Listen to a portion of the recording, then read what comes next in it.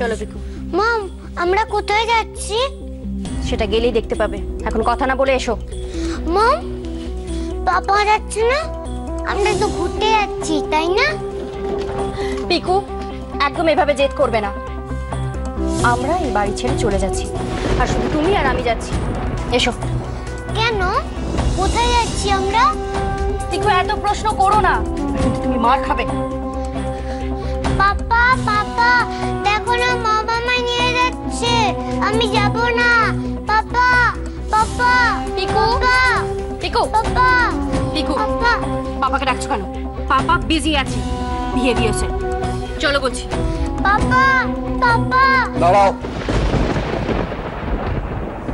কি হয়েছে? তুমি আমাকে ডাকছিলে কেন পিকু? পাপা, মম, মামা আমায় নিয়ে যাচ্ছে, দেখো না। মামকে বলো না আমি যাব না।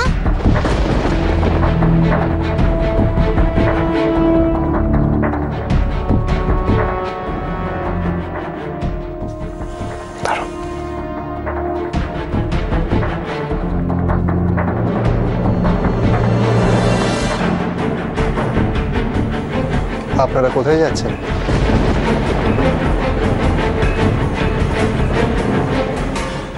আমরা এই বাড়ি ছেড়ে চলে যাচ্ছি ফরএভার। আমি আর আপনার উপর বার্ডেন হয়ে থাকতে চাই না। আপনি কেন এরকম ভাবছেন মোহর?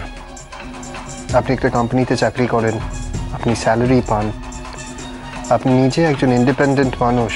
তা সত্ত্বেও আমি এ বাড়িতে পড়ে আছি আপনাদের আশ্রয়। আমি জানি আমাকে এ বাড়িতে কেউ পছন্দ করে না, আর এই অবস্থায় এ বাড়িতে থাকাটা ভালো দেখায় না। আমাকে ক্ষমা করবেন। এবার আমাকে আমার ভাগ্যটা দেখে নিতে হবে। চলো পিকু। না, যাব না।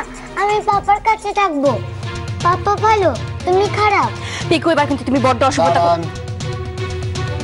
আপনি ভুলে যাচ্ছেন যে পিকু আমারও ছেলে। আমার ওর উপর একটা অধিকার আছে। আপনি ওকে এইভাবে এখান থেকে নিয়ে যেতে পারেন না। আর আপনি ভুলে যাচ্ছেন যে পিকুর মা আমি, তাই আমি যেখানে যাব পিকু সেখানেই যাবে। আর এ বাড়িতে তো আমার কোনো প্রয়োজন নেই, তাহলে কিসের জন্য আমি এ বাড়িতে থাকবো?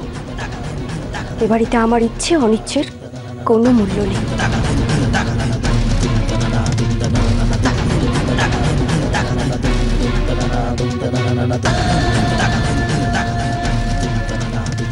আপনি বলুন না, আমি কিসের জন্য এ বাড়িতে থাকবো? কোন অধিকারে? আপনার সাথে আমার রিলেশনটা কি বলতে পারবেন?